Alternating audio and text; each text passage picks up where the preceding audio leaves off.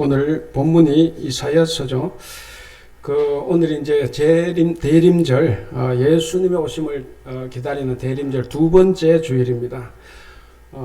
오늘 말씀을 전하기 전에 먼저 예수님의 가문에 대해서 한번 살펴볼까 합니다. 우리 1장 1절 같이 한번 읽어볼까요? 다시 한번 1장 1절 같이 한번 읽어보겠습니다. 이새의 줄기에서 한 싹이 나며 그 뿌리에서 한 가지가 나서 결실할 것이요. 자, 여기 보면 이새는 유다 지파에서 이름 없는 가문의 사람이다 하는 것을 우리가 이제 생각할 수가 있습니다. 이새는 베들레헴이라는 작은 시골 마을에 정말 두드러지지 않는 그런 가문에 불과한 집안의 사람입니다.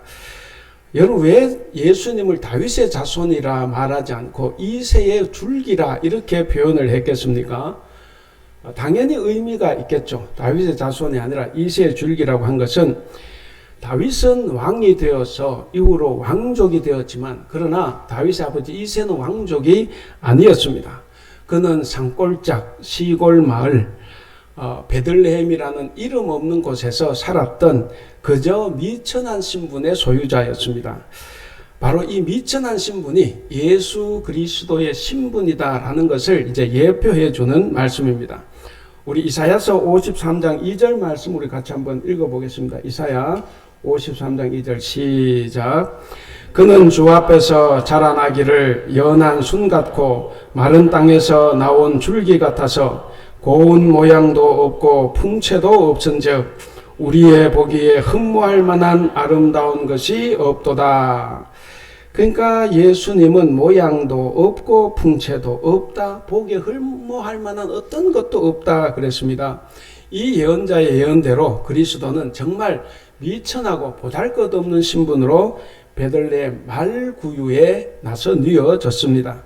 그리고 이후에 나사렛에 가서 살았습니다. 나사렛은 변방이에요. 그래서 거기는 죄인들 유배지의 땅입니다. 그래서 굉장히 험악한 동네예요.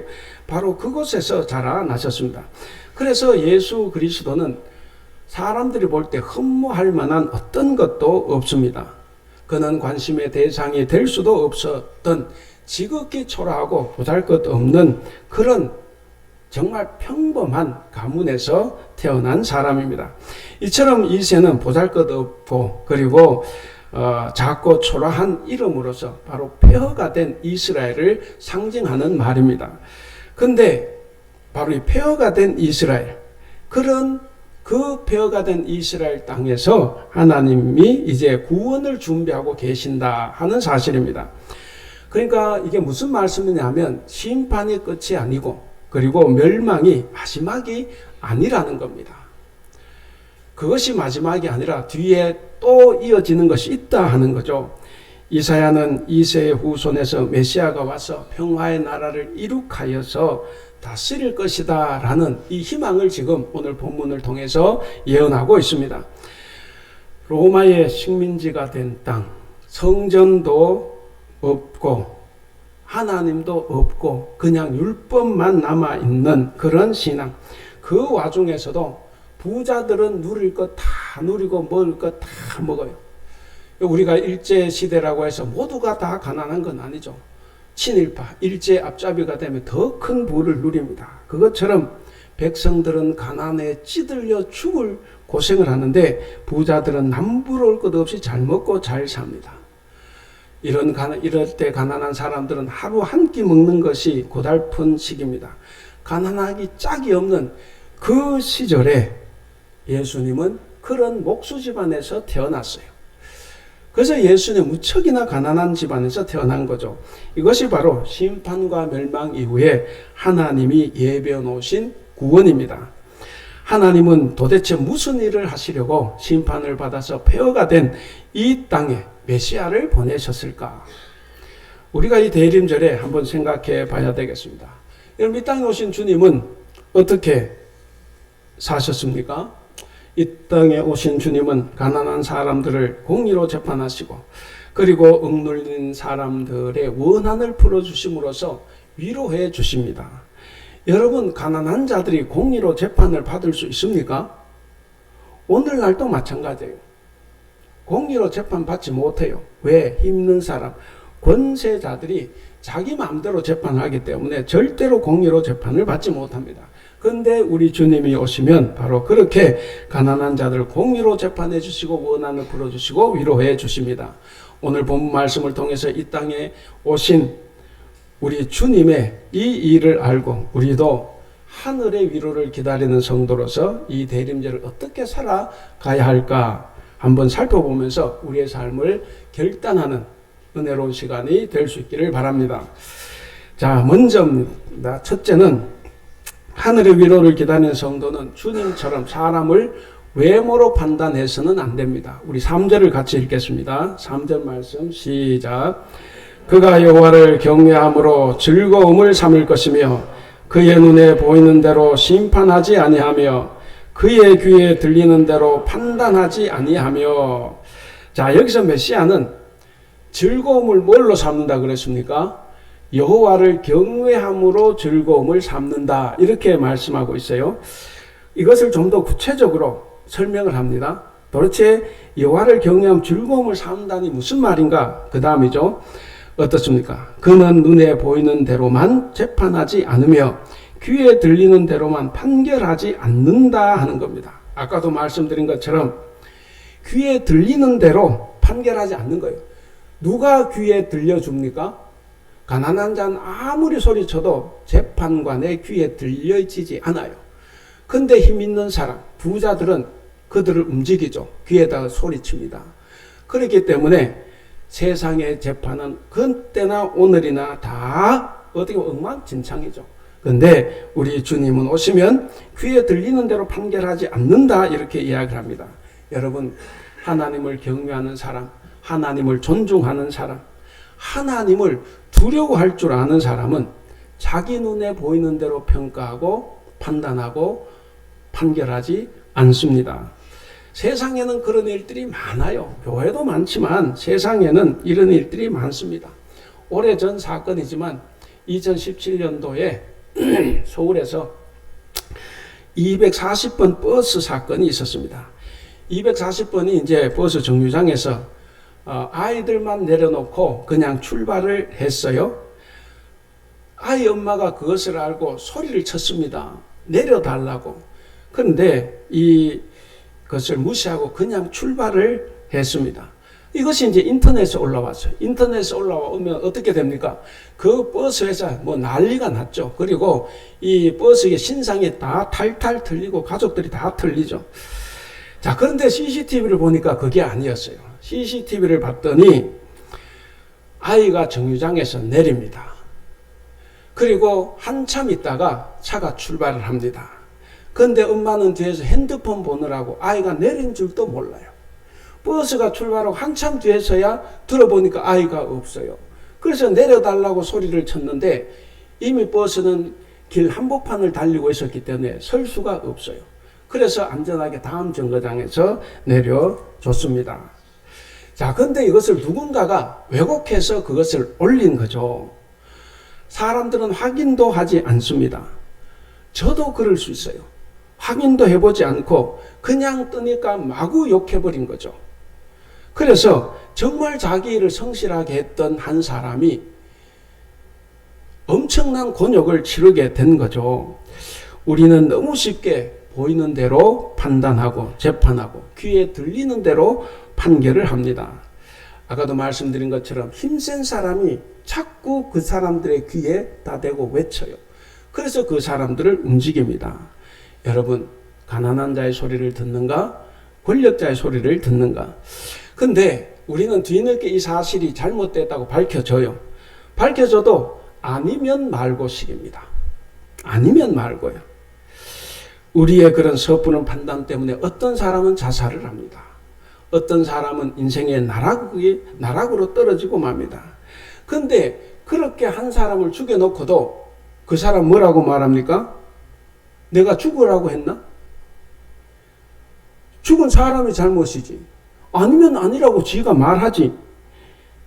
내가 왜 책임을 져야 돼? 여러분, 세상에서는 이런 말도 안 되는 일들이 있지만 그냥 넘어갑니다. 그런데 우리 하나님 앞에 서면 하나님 앞에서 과연 변명할 수 있을까? 우리도 가인처럼 내가 내 아우를 지키는 자입니까? 이렇게 말할 수 있느냐 하는 거죠. 알지도 못하면 우리가 함부로 말을 해서는 안 됩니다. 자기 혼자 판단해서 이건 이래서 저렇게 했을 거야 라고 말하면 안 됩니다. 여러분, 우리 사회에, 여러분 가정에서나 직장에서나 일터에서나 교회에서도 마찬가지입니다. 교회가 결정을 했다. 결정을 하면 우리가 제대로 알지도 못하면서 이런 일은 분명히 저 사람을 위해서 저렇게 했을 거야. 우리 교회 이야기하는 거 아니에요? 우리 교회는 그렇지 않아요? 한국에 가면 이런 교회가 많아요. 이건 누구를 위해서 이런 결정을 했을 거야. 이렇게 말을 합니다. 그렇게 말하면 안 돼요. 마태복음 12장 36절 37절을 우리 같이 한번 읽어보겠습니다. 시작.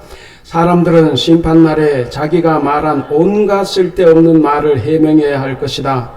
너는 네가 한 말로 무죄 선고를 받기도 하고 유죄 선고를 받기도 할 것이다. 예수님의 말씀입니다. 우리가 내뱉은 말이 얼마나 많습니까? 그런데 그 사실에 근거하지도 않고 진실에 근거하지도 않고 진리에 근거하지도 않는 모함하는 말, 우리가 수없는 말들을 우리가 하나님 앞에 서면 다 해명해야 합니다. 그러니까 눈에 보이는 게 전부가 아니라는 말씀입니다.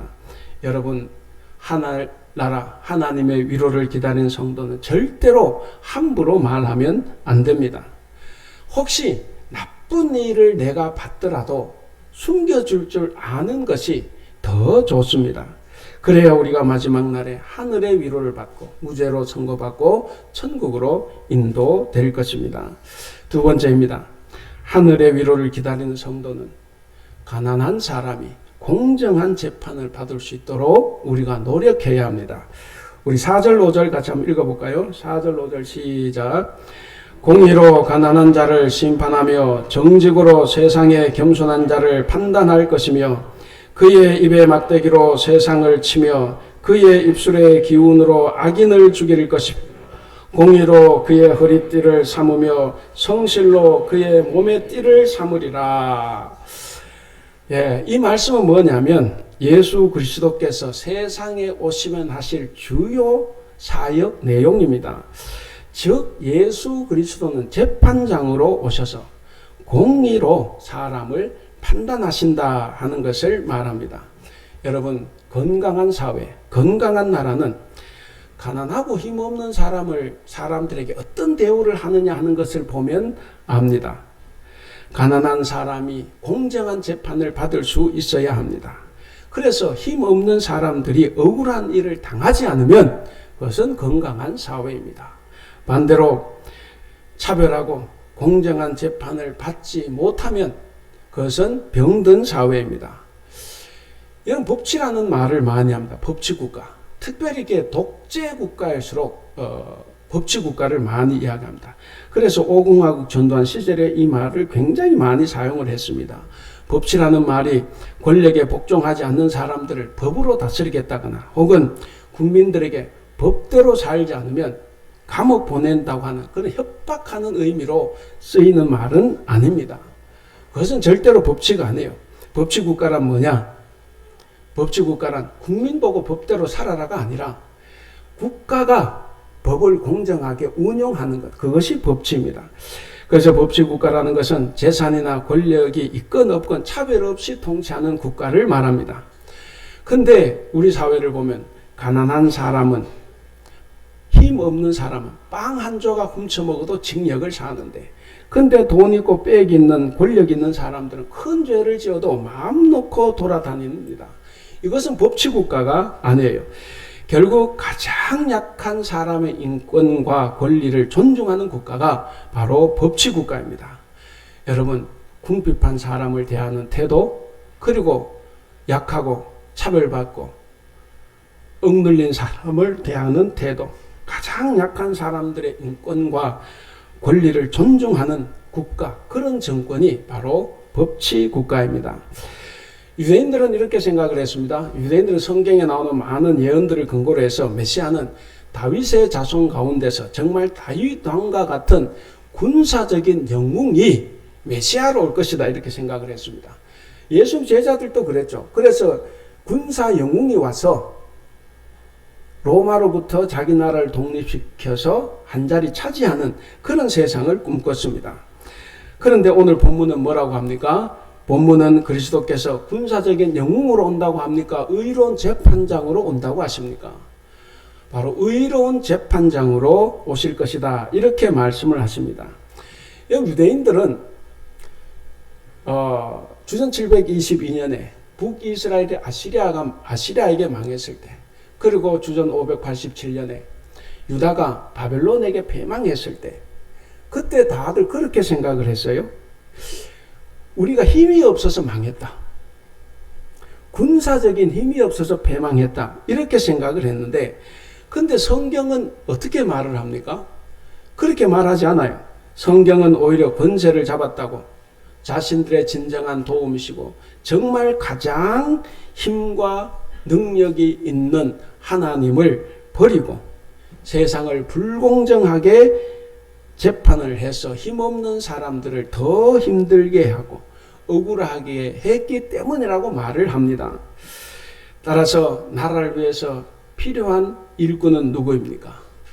나라를 위해서 진정 필요한 것은 전쟁 잘하는 장군이 아니라 하나님의 의를 회복한 공의로운 재판장으로서의 메시아다 하는 것을 오늘 본문이 말해주고 있습니다.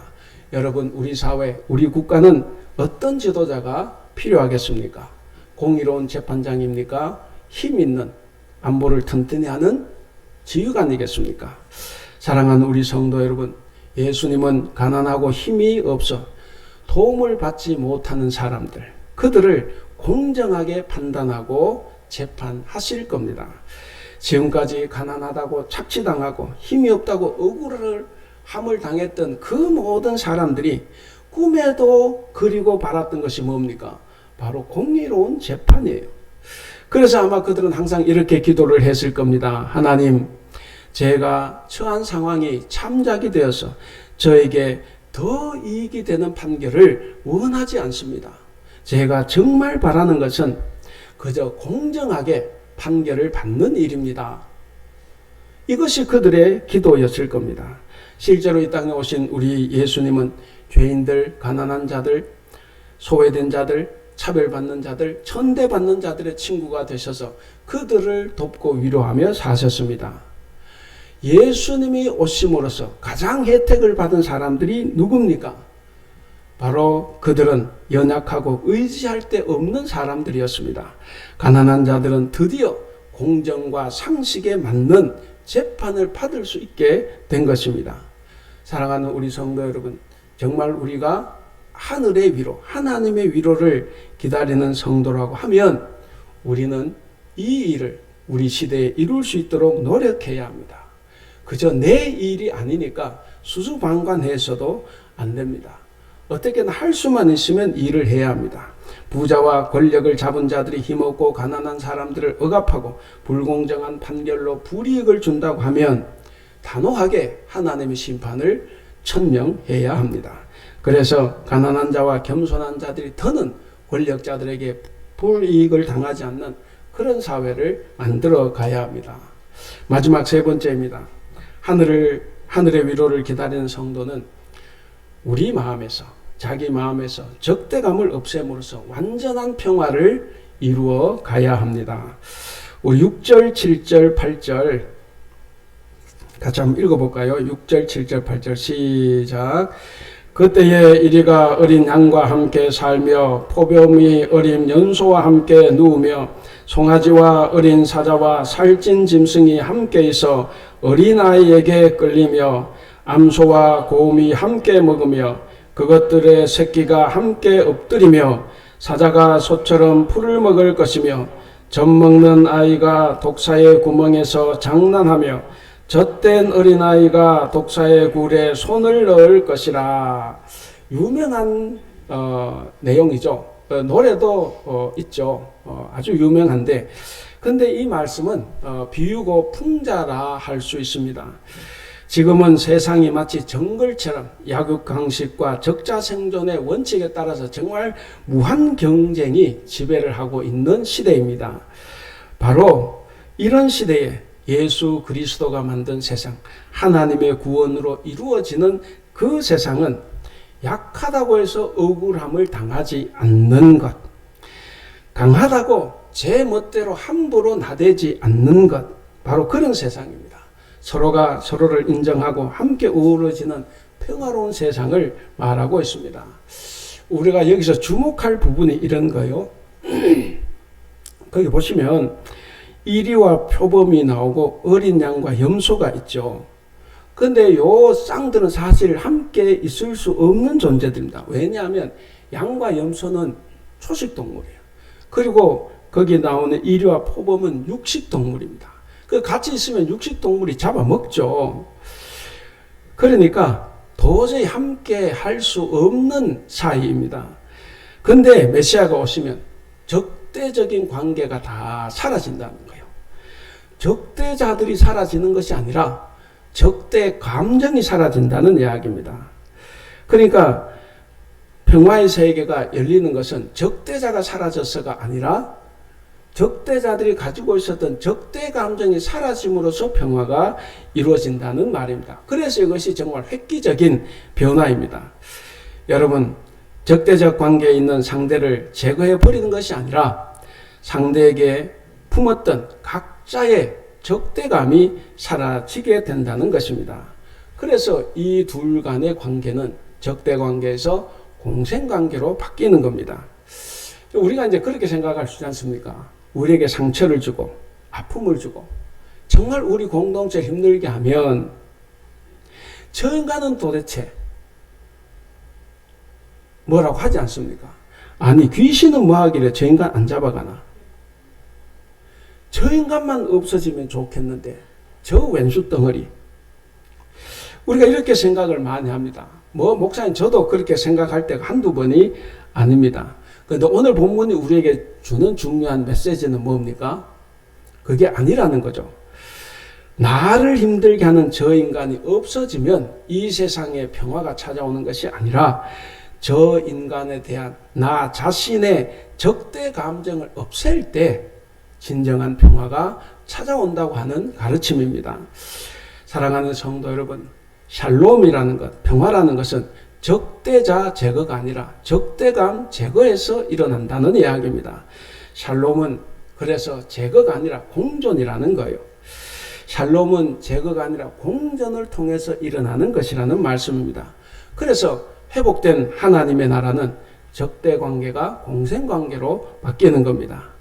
그러므로 우리 사랑하는 성도 여러분, 하늘의 위로를 기다리는 우리 모든 성도는 원수 같은 사람이라도 서로 화해하고 회복해야 할 공존의 대상임을 알고 우리가 평화를 이루어 가야 합니다. 바라기는 이 성탄절이 다가오기 전에 우리가 서로 용서할 사람 용서하고, 그리고 내가 용서를 구해야 하면 찾아가서 용서를 구해서 서로 화해하고 평화하시기를 바랍니다. 그래서 다가오는 새해에는 정말 평화로운 관계로 살아갈 수 있는 저와 여러분, 그리고 우리 교회가 될 수 있기를 바랍니다. 자, 이제 말씀을 맺겠습니다. 여러분, 예수님이 세상에 오신 이유는 힘없고 연약하고 차별받고 소외받는 사람들과 함께 하시려고 오셨습니다. 물론 가장 중요한 것은 구원인데 그 구원이 어떤 식으로 이루어지냐를 말씀하고 있습니다. 그래서 힘없고 연약한 사람들과 함께 하시기 위해서 오시고, 또 하나 우리의 친구가 되어주시기 위해서 오십니다. 우리의 친구가 되신 예수님은 대림절에 우리에게 오셔서 이렇게 위로해 주십니다. 너는 하나님이 사랑하시는 하나님의 자녀다. 세상에서 너는 아무것도 아니고 교회에서도 별 직분도 없고 누구도 알아주지 않는다고 해도, 그래서 그것 때문에 사람들이 너보고 너는 왜 그 모양으로 사니? 라고 비난하고 험담하고 비웃을지라도 하나님은 너를 사랑하신다. 내가 이것을 너에게 알려주려고 이 땅에 왔다. 여러분, 예수님은 우리에게 찾아오셔서 우리를 위로해 주실 것입니다. 오늘 제목 같이 읽겠습니다. 제목 시작. 그리스도인 하늘의 위로를 기다리는 사람. 사랑하는 우리 성도 여러분, 하늘의 위로를 기다리는 성도는 어떻게 살아가야 합니까? 오늘 말씀 세 가지로 드렸습니다. 그래서 다시 한번 복귀해 보면, 첫째, 사람은 외모로 판단하지 말아야 합니다. 둘째, 가난하고 약한 사람이 공정한 재판을 받을 수 있는 사회가 될 수 있도록 우리 함께 기도하고 노력해야 합니다. 셋째, 나 자신, 우리 교회, 우리 사회에서 우리가 가지고 있는 적대 감정을 없앰으로써 평화를 실현해 가야 합니다. 사랑하는 우리 대북교회 성도 여러분, 우리가 이렇게 살 때 하나님은 우리를 찾아오셔서 우리를 위로해 주시고 마지막 날에 우리를 무죄 선고를 하심으로써 천국으로 이끌어 가실 것입니다. 바라기는 하늘의 위로를 기다린 우리 모든 성도들에게 하나님의 위로가 충만하게 임하셔서 이 힘들고 어렵고 고달픈 이 세상에서 쓰러지지 않고 힘차게 살아가는 여러분들이 다 될 수 있기를 우리 주님의 이름으로 축원합니다.